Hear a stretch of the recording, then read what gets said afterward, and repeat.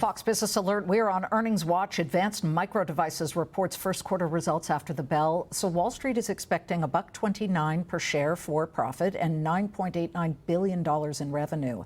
AMD and NVIDIA produce, as many of you know, GPUs, graphic processing units, and CPUs. These are the crucial microchips desperately needed to run the gigantic AI data centers. But there's one semiconductor maker that's outpacing both those giants year to date, even though it doesn't produce those particular kinds of chips. Onsemi has had quite a year in 2026, gaining 84.8%. It just reported a first quarter top and bottom line beat with AI data center revenue more than doubling year over year.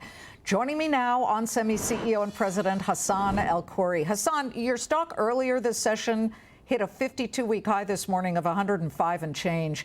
But the fact that your stock is outperforming AMD and NVIDIA this year is of great interest to our viewers. What drove your numbers last quarter, and does this quarter look as strong? So it's not a surprise to us. We've been working very diligently over the last 2 years to position the company to take advantage of the power demand that all of the data centers require, just like we did support the automotive energy demand over the last kind of 3 to 4 years. So you talked, in the intro about the AMD, about the NVIDIA. As we extend and improve and enhance the CPU and the models and the learning that we have, or the training, every single one of these require more power than the prior generation. And I think the headlines all say there's not enough power to support the ambitions we have from the compute side. So I think the conversation is landing right in our lap, and that's what we do. We solve the power problem that the AI data centers are facing. Let's just make it clear to our viewers, the chips you make actually are able to reduce the power loss in data centers by 50%. I mean, this is much better than actual silicon chips. Yours are silicon carbide. We've covered you for a long time, so we really understand what makes your company very special. But I think you're absolutely right. The power and the energy that it is going to take just isn't up to speed at this moment when it comes to building out the grid. In fact, just a few hours ago, BlackRock's Larry Fink was speaking at the Milken conference. We heard this. We said, we got to play this for Hassane and our viewers. Listen to how he put it. The United States is short power. We're short compute. We're short chips. And there are going to be shortages in all three. And memory, 4 things. I actually believe a new asset class will be buying futures of compute. We just don't have enough compute power right now. There is not an AI bubble. There is the opposite. We have supply shortages. Demand is growing much faster than anyone has ever anticipated. So how do you jump in there and fill out exactly what Larry Fink is talking about? So I would compliment what he is saying on the compute. And as we solve the compute problem, we have to concurrently solve the power problem. Otherwise, you'll end up with the next Pareto on the shortages bar, which is the power.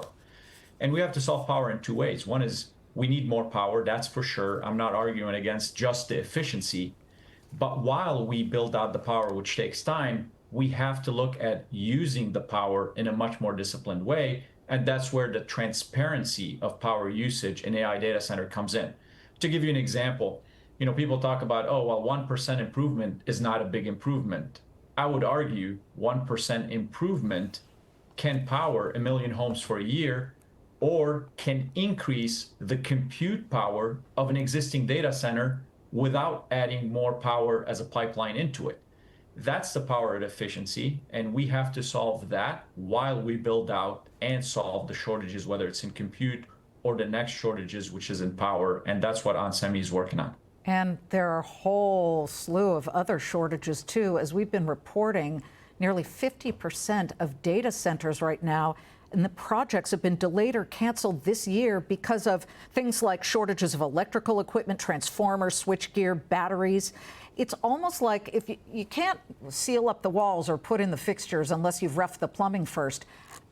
Are you waiting for a lot of this stuff to come in? and build out for these data centers before you can come in and put your chips in? So the beauty of Onsemi and our investment in technology over the last few years puts us right in the sweet spot in the data center, call it within the walls. And you mentioned a very important aspect of it, which is the power coming into the data center from the grid. You talked about transformers. We're also working on solving the power demand outside of the walls of the data center. Think about the grid needs an upgrade. Well, while we all wait to upgrade the grid, which is a multi-year process, we are able to complement the grid with energy storage system, more efficient solid-state transformers outside in order to utilize the power that we already have while we wait for more power to get to the data center. That is, when we talk about the power tree from the grid all the way to the GPU or to the compute, we're able to solve that efficiency at every step of that conversion from outside to inside the data center. I do really want to quickly ask you this before we go. The U.S. Commerce Department has sent a letter to several chip equipment makers, basically Lam Research, Chip Equipment, Applied Materials, KLA, to halt certain tool shipments to one particular Chinese chip maker, Hua Hong, which I know is a foundry partner for Onsemi and produces 8-inch power semiconductors for you. How's this going to impact your business, if at all? There's no impact for us. Obviously, for a lot of the 8-inch, we produce our own. We have, from a silicon carbide perspective, our strategy has always been a hybrid strategy. Actually, we make 8-inch substrates here in North America.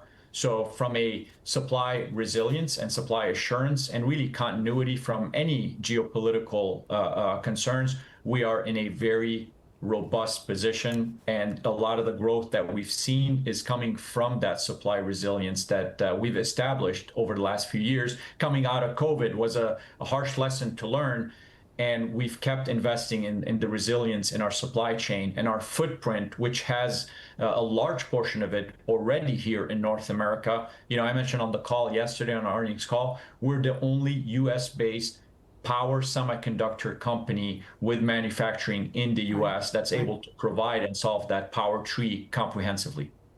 And it's showing up in your stock. I mean, over the past year, up 165%. That's actually a better gain than NVIDIA. We're watching all of it. And Hassane, thanks for coming back. We appreciate it. Absolutely. Thank you.